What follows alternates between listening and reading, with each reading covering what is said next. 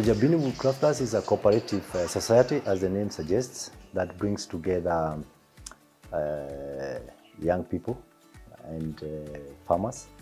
Young people who are adding value to sheep wool and farmers who are producing sheep wool. We off-take wool from farmers and then we add value to this wool through a process that starts with, after it comes from the farmer, of course, it starts with shearing. Then once it's here, we do sorting and then we cut that and then spin. It is the spinning process that converts the frizz into threads, what we call yarns.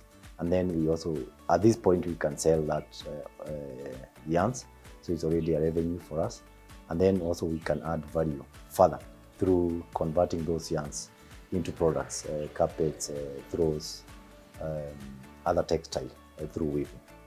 It's an opportunity to create employment for ourselves as young people, but also taking up the lost opportunity in terms of the raw material. Because as a country, and particularly as a county, we produce almost half 1,000,000 tons of wool every year. But then more than 95% of this wool is sold and processed to Asia, largely China and India. And what we are trying to do is to take space in this lost opportunity. So number one is to create employment for ourselves through that value chain. And number two, which is the primary objective actually, is to create value to the farmer, to the producer. So we are working at the moment, we are working with about 8 young people, but that varies, depends on the dynamics of the market. And in the past, before COVID, we always had a constant number of between 15 and 20, but then we were a bit impacted. We started again in 2022, so we are picking up. At the moment, we are able to work with about 100 farmers, where we are able to take the wool that they produce. And this is also a sort of employment to the farmers. And then there are other people who are in the value chain, the shearers. So these are people who are normally on this business, but they help us take wool from the sheep at the farm level. The management of the sheep was not really good.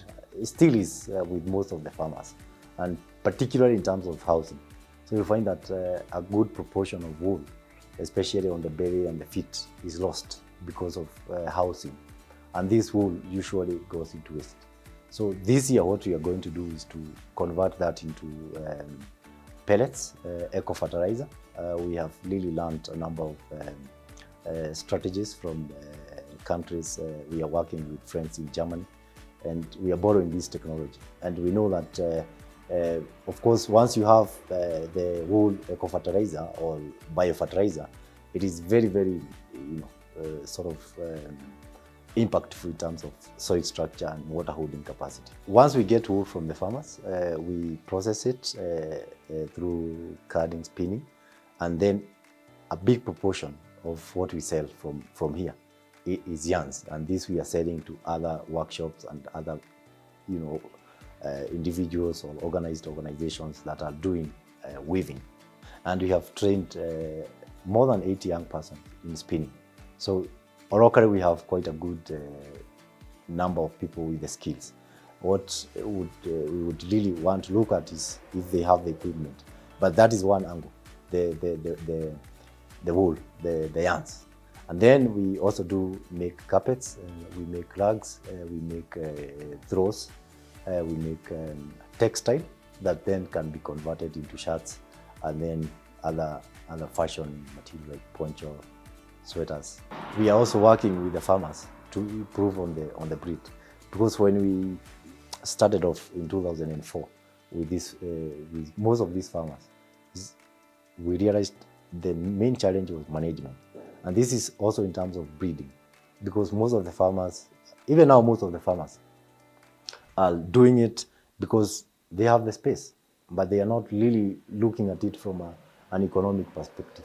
What I mean is, if you look at the dairy, there is so much advanced in terms of artificial insemination.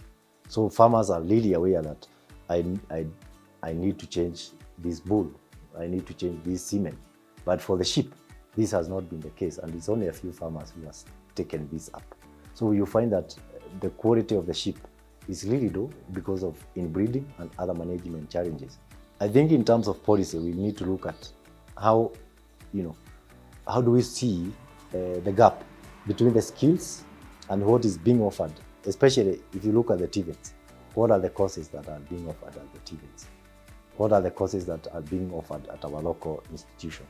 Is there a way that policy can guide that, simple cottage industries that have the potential, working together with the government to sort of create skills at the local.